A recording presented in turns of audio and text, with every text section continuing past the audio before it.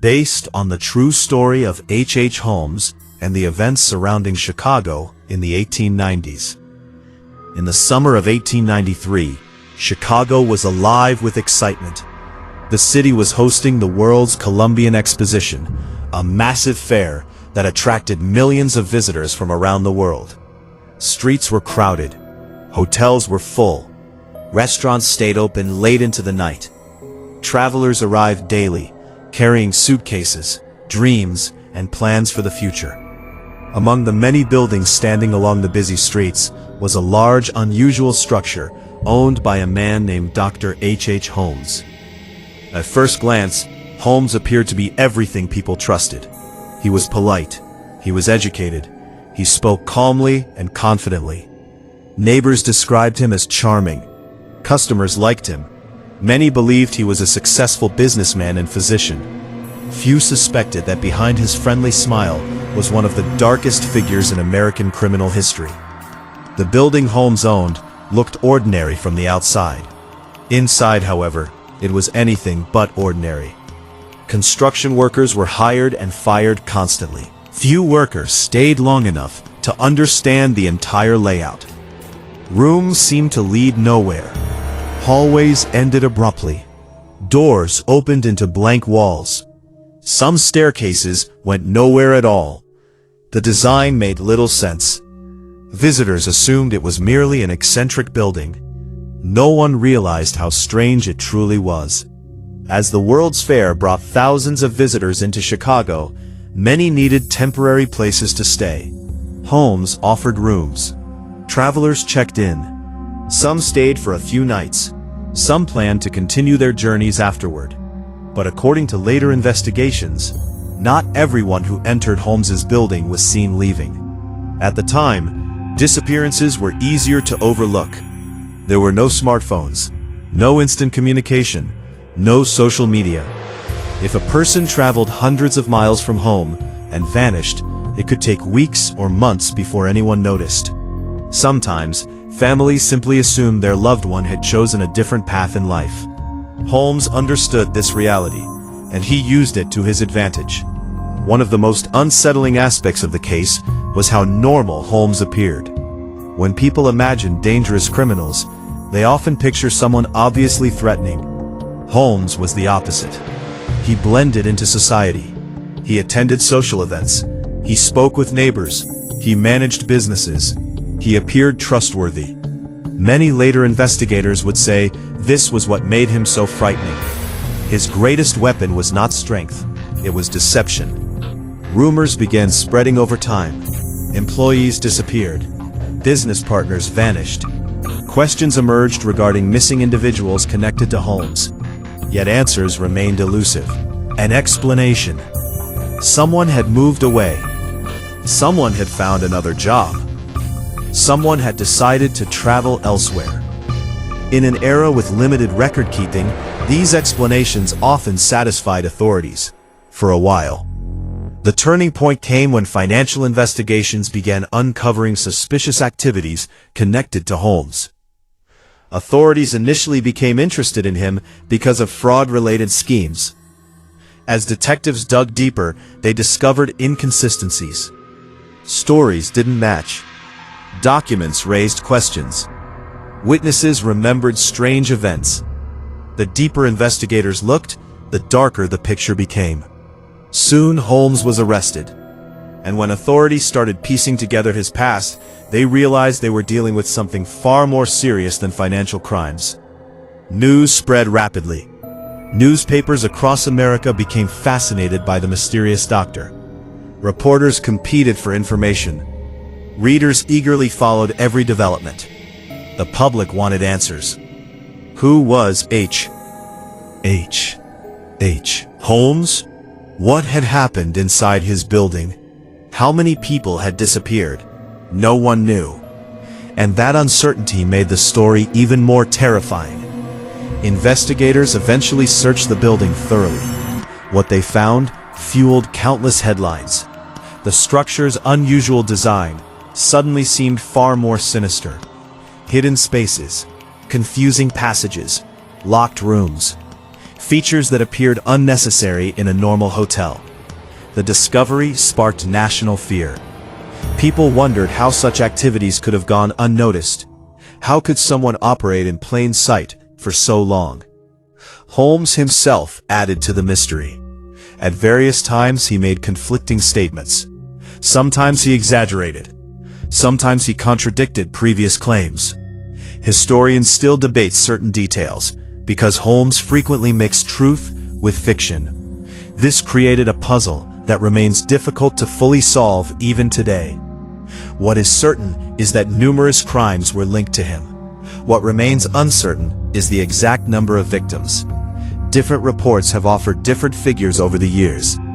The true total may never be known, and perhaps that uncertainty is one of the most haunting parts of the story. Imagine living in Chicago during that time. Imagine reading the newspapers every morning. Each day brought another shocking revelation, another rumor, another witness, another mystery. People who had once spoken with Holmes began questioning their memories. Neighbors wondered whether they had missed warning signs. Former guests replayed conversations in their minds. Many felt a chilling realization. Evil does not always announce itself. Sometimes it smiles. Sometimes it shakes your hand. Sometimes it appears completely ordinary. The case eventually led to Holmes being convicted and sentenced. His story became one of the most infamous criminal cases in American history. Yet even after his death, fascination with the mystery never disappeared. Books were written. Documentaries were produced. Researchers continued studying records. Historians revisited evidence. Questions lingered. How much of the legend was true? How much had been exaggerated by sensational newspapers? Where did fact end and myth begin? More than a century later, the story still captures public imagination. Not because of supernatural forces, not because of ghosts, but because it reveals something deeply unsettling about human nature. Most horror stories rely on monsters hiding in the dark. This story did not. The monster walked openly through crowded streets. He greeted neighbors. He conducted business.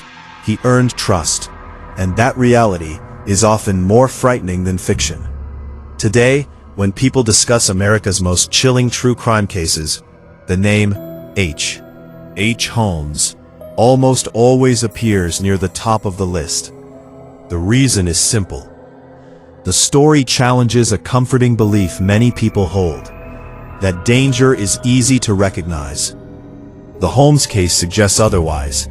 It reminds us that appearances can deceive, that trust can be manipulated, and that sometimes the most frightening stories are not about creatures lurking in shadows. They are about ordinary human beings capable of extraordinary darkness. More than 130 years have passed since the World's Fair transformed Chicago into the center of global attention. The crowds are gone. The buildings have changed. The fair exists only in photographs and history books. Yet the mystery surrounding Holmes remains. On quiet nights, history enthusiasts still read old newspaper reports and wonder about the people who crossed paths with him. They wonder what warning signs were missed, what conversations were forgotten, what truths were never discovered. And that is why this real American horror story endures. Because unlike a fictional tale, it has no perfectly satisfying ending. No final explanation answers every question. No investigator solved every mystery. Some parts of the story disappeared with time. Others vanished with the people who never returned. The uncertainty remains, and sometimes uncertainty is the most terrifying thing of all.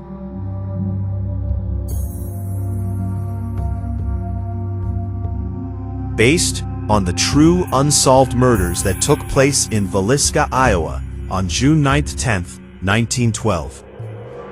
On a warm summer evening in June 1912, life in the small town of Villisca seemed perfectly normal. The town was quiet. Families knew one another. Children played in the streets. Most residents never locked their doors. It was the kind of place where people believed nothing truly terrible could happen. that belief would be shattered before sunrise. More than a century later, what happened that night remains one of the most chilling unsolved mysteries in American history. The Moore family was well known in Villisca. 43-year-old Josiah Moore was a successful businessman. His wife Sarah was respected throughout the community.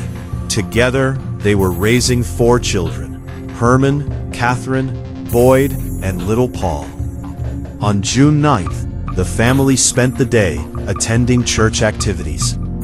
That evening, they participated in a children's program at the local Presbyterian church. Friends and neighbors saw them laughing and talking. Nothing seemed unusual. Nothing suggested that within hours, their lives would end in one of America's most infamous crimes. After the church event concluded, 2 sisters, Ina and Lena Stillinger, were invited to spend the night with the Moore children. Sleepovers were common in small towns. The girls happily accepted. The group walked home together under the night sky. Witnesses later recalled seeing them heading toward the Moore residence. No one realized it would be the last time they would be seen alive. The Moore house sat quietly on a residential street. Inside, the family prepared for bed. The children settled into their rooms.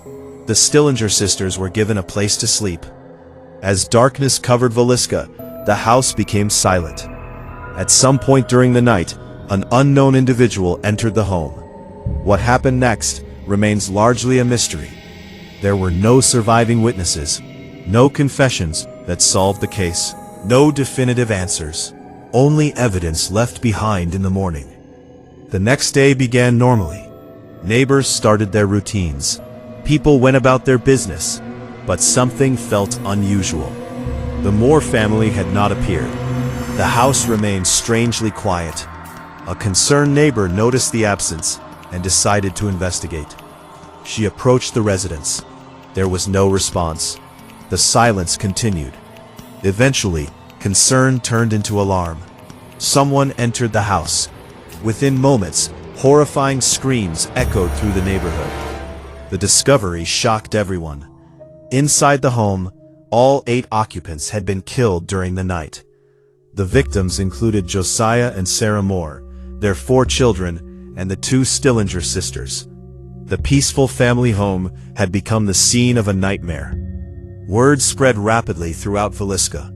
Residents gathered outside. Many struggled to believe what they were hearing. Some refused to accept it at first. This sort of crime simply did not happen in their town. Law enforcement arrived quickly. Officers began examining the scene. What they found raised more questions than answers. The house showed signs that the killer had moved through multiple rooms. The victims had been attacked while they slept. Many appeared to have had little or no opportunity to defend themselves. Investigators determined that the weapon was likely an axe belonging to the Moore family. The discovery intensified public fear. The killer had apparently used an object found within the home itself. As detectives searched for clues, they encountered something unusual. Several windows had been covered. Mirrors inside the house were also covered. Some investigators believed these actions had been performed by the killer after the murders. Why? Nobody knew. The strange details fueled speculation. Newspapers across the country seized upon the bizarre elements. Readers became fascinated. The mystery grew larger with every headline. Within days, Villisca transformed from a quiet farming community into the focus of national attention. Reporters flooded the town. Photographers documented the scene. Journalists interviewed residents, spread almost as quickly as facts. Everyone wanted answers. Everyone wanted to know who could commit such a terrible crime, but no one seemed to have them. Alright, the investigation quickly became complicated. There was no shortage of theories. Some suspected a drifter passing through town. Others believed the murders were personal. A few thought the killer might have known the family. Every possibility seemed plausible, yet none could be proven. The lack of clear evidence frustrated authorities. The case seemed to produce more questions than solutions. As weeks turned into months, investigators focused on various suspects. One of the most discussed was a traveling minister named George Kelly. Kelly had a troubled history and reportedly behaved strangely. His actions attracted attention from law enforcement. Eventually, he was arrested and questioned. At one point, he even provided statements that appeared to implicate himself. Many believed the mystery had finally been solved. But the situation was far from simple. When Kelly's case went to court, significant problems emerged. His statements contained inconsistencies. Questions arose regarding how they had been obtained. Evidence linking him directly to the crime remained weak. The prosecution struggled to establish certainty. The defense challenged nearly every claim. After lengthy proceedings, Kelly was acquitted. The verdict stunned many observers. Once again, the investigation seemed back at the beginning. Over the years, numerous other suspects emerged. Some were local residents, others were traveling criminals. A few had histories of violence. Several appeared convincing at first glance. Yet each theory eventually encountered obstacles. Witness accounts conflicted. Evidence disappeared. Records proved incomplete. The passage of time made the search for truth even more difficult. One reason the case remains so fascinating is the sheer number of unanswered questions. How did the killer enter the house? Why was the Moore family targeted? Did the murderer act alone? Was the crime planned in advance? Did someone in town know more than they revealed? No definitive answers have ever been established. More than a century later, historians still debate these issues. The case also highlights the limitations of early 20th century criminal investigations. Modern detectives rely on DNA analysis, advanced forensic science, surveillance footage, and digital records. Investigators in 1912 had none of these tools. Crime scenes were often contaminated by curious onlookers. Evidence handling procedures were inconsistent. Important clues could be lost forever. In Villisca, hundreds of people reportedly entered or approached the crime scene before it was fully secured. Many experts believe this severely damaged the investigation. Potential evidence may have disappeared within hours. As decades passed, the mystery became part of American folklore. Books were written. Documentaries were produced. Researchers revisited old records. True crime enthusiasts examined every detail. Yet despite extensive study, certainty remained elusive. The Villisca axe murders refused to surrender their secrets. What makes this case particularly frightening is not simply the violence, it is the setting. The victims were not living in a dangerous city. They were not involved in criminal activity. They were an ordinary family in a small town. They attended church. They spent time with friends. They followed routines familiar to millions of people. Then, in a single night, everything changed. That reality makes the story deeply unsettling. Many horror stories rely on supernatural forces. Ghosts, monsters, curses. The Villisca case contains none of those things. Instead, it presents something many people find even more disturbing. A real crime committed by a real person whose identity may never be known. There is no final chapter revealing the villain. No dramatic confession. No satisfying conclusion. Only uncertainty. Today, visitors still travel to Villisca to learn about the case. The story continues to attract historians, journalists, and investigators. For some, it represents a fascinating historical mystery. For others, it serves as a reminder of how fragile a sense of safety can be. The Moore family went to sleep expecting an ordinary night. The Stillinger sisters looked forward to a simple sleepover with friends. None of them could have imagined the events that would unfold before dawn. More than 100 years have passed since that summer night in Iowa. Entire generations have come and gone. Technology has transformed society. The world looks very different from the one the Moore family knew. Yet the mystery endures. Old newspaper articles are still studied. Case files are still examined. New theories continue to emerge. And still, no one can say with certainty who committed the crime. Perhaps that is why the Villisca axe murders remain one of America's most haunting true stories. The case reminds us that some mysteries are never fully solved. Some questions never receive answers. Some tragedies leave behind only fragments. A clue here, a rumor there. A collection of possibilities that never quite become proof. And in the quiet town of Villisca, the shadow of that June night still lingers in history. An unsolved puzzle, a devastating loss, and a real horror story that continues to disturb people more than a century later.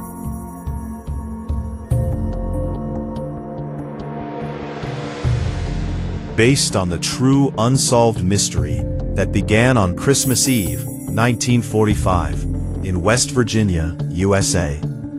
Christmas Eve is supposed to be a time of warmth, celebration, and family. Children stay awake dreaming about gifts. Parents prepare for the morning excitement. Homes glow with lights, laughter, and hope. For the Sauter family, Christmas Eve of 1945 began exactly that way. By sunrise, however, their lives would be transformed into one of the most disturbing mysteries in American history. A mystery that remains unsolved more than 80 years later. A mystery involving a fire, 5 missing children, and a question nobody has been able to answer. What really happened to the Sauter children? The Sauter family lived in the small town of Fayetteville. The family was large and close-knit. The father, George Sauter, had immigrated from Italy years earlier and built a successful trucking business. His wife, Jenny, was devoted to their children. Together they had 10 children and were known throughout the community. Neighbors respected them. Friends visited often. The family appeared happy and secure. Nothing suggested that they were about to become the center of one of America's strangest disappearances. December 24th, 1945, was filled with excitement. The younger children were especially happy because Christmas morning was only hours away. The family spent the evening together. Some children played with new toys they had already received. Others talked about what Santa Claus might bring. As midnight approached, family members gradually headed to bed. It was an ordinary night, the kind of night millions of families experience every year. No one imagined it would become unforgettable. Shortly after midnight, Jenny Sauter was awakened by a strange sound. At first, she thought little of it. She checked the house and eventually returned to bed. Not long afterward, another noise disturbed her sleep. This time she noticed something alarming. Smoke. The house was on fire. Panic erupted immediately. George and Jenny rushed to wake their children. Flames spread quickly through parts of the home. The family desperately tried to escape. Several children made it outside. George and Jenny escaped. Others were accounted for. But 5 children were missing. Maurice, Martha, Louis, Jenny, Betty. The parents believed the children were trapped upstairs. The fire intensified rapidly. George attempted to rescue them. He tried reaching the upper floor. The flames blocked his path. He then attempted to use a ladder that was normally kept near the house. But when he went looking for it, the ladder was gone. This confused him. The ladder had always been there. Why would it suddenly disappear? Desperate, George considered another option. He owned trucks that could be used to climb onto the roof. The plan was simple. Drive one of the trucks near the house, climb onto it, reach the upper windows. But something bizarre happened. Neither truck would start. According to George, both vehicles had been functioning normally before the fire. Now, they were useless. As precious minutes passed, the fire continued to spread. Neighbors noticed the flames and attempted to help. Someone called the fire department, but the department was located several miles away. In 1945, emergency response systems were far slower than they are today. By the time firefighters arrived, the house had been largely destroyed. The family stood, helplessly watching the ruins. The 5 missing children were nowhere to be seen. Initially, authorities assumed the obvious explanation: the children had perished in the fire. The tragedy seemed heartbreaking, but straightforward. Yet almost immediately, unusual details began emerging. Details that would turn a terrible accident into a decades-long mystery. Investigators searched the remains of the house. They expected to discover evidence confirming the deaths of the missing children. Instead, they found almost nothing. No clear remains, no convincing proof. This surprised both officials and family members. George found the absence deeply troubling. He struggled to understand how 5 people could disappear so completely. The more he thought about it, the less sense it seemed to make. As weeks passed, the Sodders became increasingly convinced that something was wrong. They began collecting information on their own. What they discovered only deepened the mystery. One of the first strange revelations involved the telephone line. The family learned that the line had not simply burned during the fire. Reports suggested it had been damaged beforehand. Someone may have deliberately interfered with it. If true, this raised disturbing questions. Was the fire accidental? Or had someone planned it? Then there was the missing ladder. No one could explain where it had gone. Later, it was reportedly discovered some distance away from its usual location. How did it get there? Who moved it? Again, there were no clear answers. Witnesses also began coming forward. Several people claimed they had seen unusual individuals near the Sodder property before the fire. Others reported suspicious behavior in the area. One witness later claimed to have seen some of the missing children after the fire. Another suggested they had been traveling with unfamiliar adults. Yet together, they created a troubling possibility. What if the children had not died at all? What if they had been taken? The idea seemed unbelievable. Yet the Sodders could not dismiss it. The lack of physical evidence bothered them constantly. George and Jenny became obsessed with finding answers. They refused to accept the official explanation. Year after year, they continued searching. The family erected a massive billboard along a highway. The sign displayed photographs of the missing children. It asked for information. It begged for answers. Travelers passing through the area saw the faces staring back at them. The billboard became famous. For decades it stood as a symbol of hope and heartbreak. Then came one of the most intriguing developments. Years after the fire, the family received a mysterious photograph in the mail. The image showed a young man. On the back was a cryptic message suggesting he might be one of the missing Sodder children.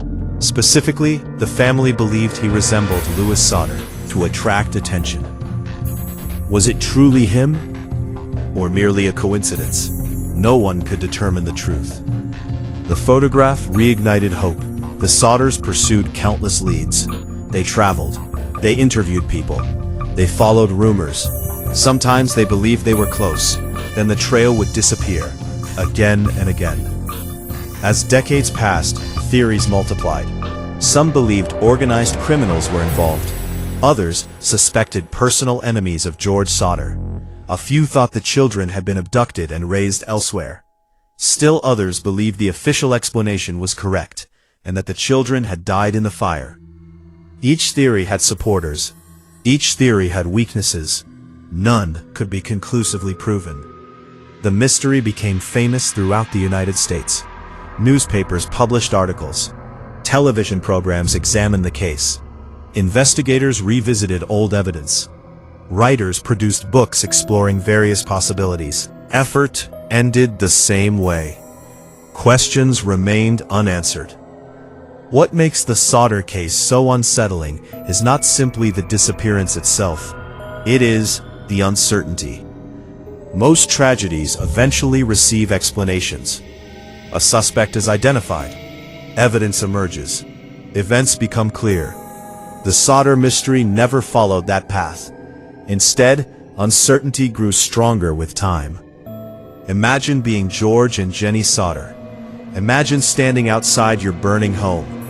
Imagine believing your children were inside. Then imagine discovering evidence that suggested they might not have been there at all. Imagine spending years wondering whether your children were alive somewhere.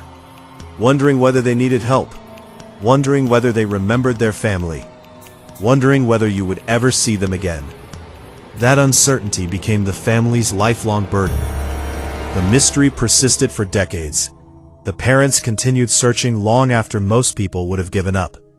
Hope never completely disappeared. Today, historians still debate the case. Researchers still examine records. True crime enthusiasts still discuss theories. The Sodder children remain among the most famous missing persons in American history.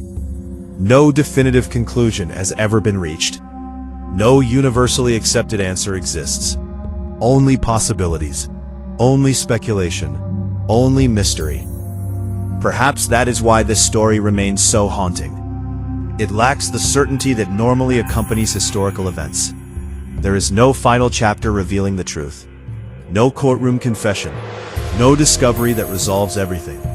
The story simply stops. And sometimes an unfinished story is more frightening than any ending. The house is gone. The years have passed. The generations have changed. Yet the mystery remains. 5 children disappear on Christmas Eve in 1945. Whether they died in the fire or survived beyond it is a question that still echoes through American history.